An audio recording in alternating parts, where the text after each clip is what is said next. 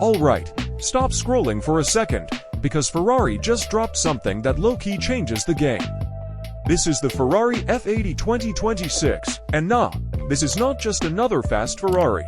This feels like Ferrari looked at its own rulebook and said, yeah, we're done playing safe.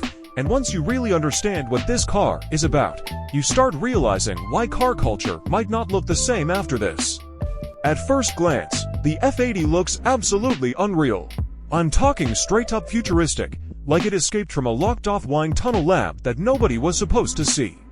It's low, wide, and angry in the best way possible.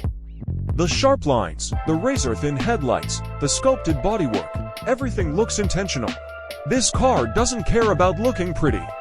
It wants to look fast even when it's parked, and honestly, it nails that vibe perfectly.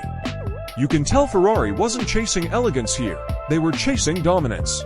But here's where things start getting really interesting, because the design is just the warm-up. Under the skin, Ferrari went full mad scientist.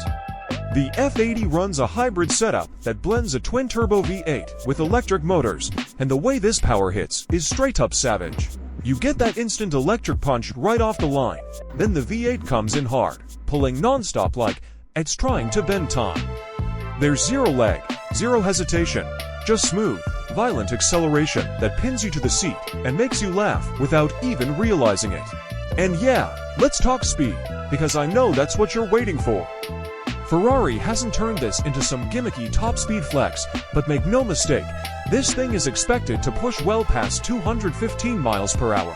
But honestly, the scary part isn't the top speed, it's how fast it gets there.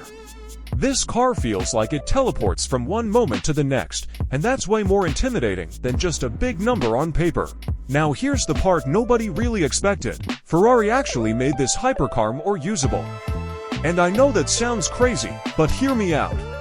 The F80 isn't some fragile garage queen that freaks out the moment the road gets rough. Ferrari tuned the suspension, drive modes, and overall setup so it can handle real-world roads way better than past Halo cars.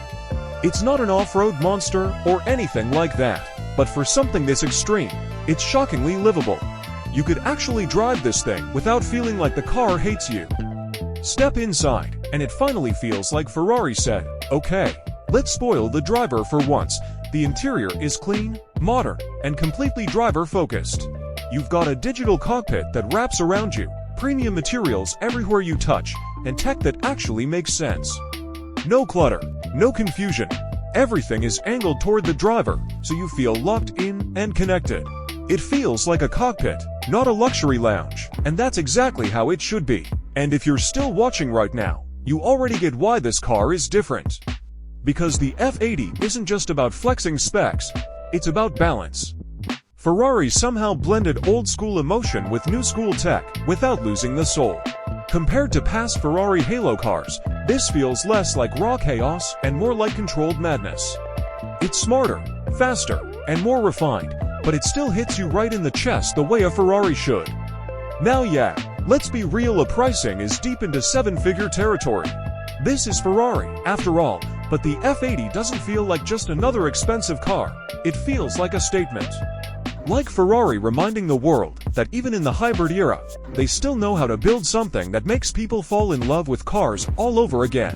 This isn't about numbers on a spec sheet, it's about how the car makes you feel. And the Ferrari F80 feels like the future, without forgetting its roots. If you're hyped about where Ferrari is heading, hit that like button, subscribe for more clean car content, and stick around.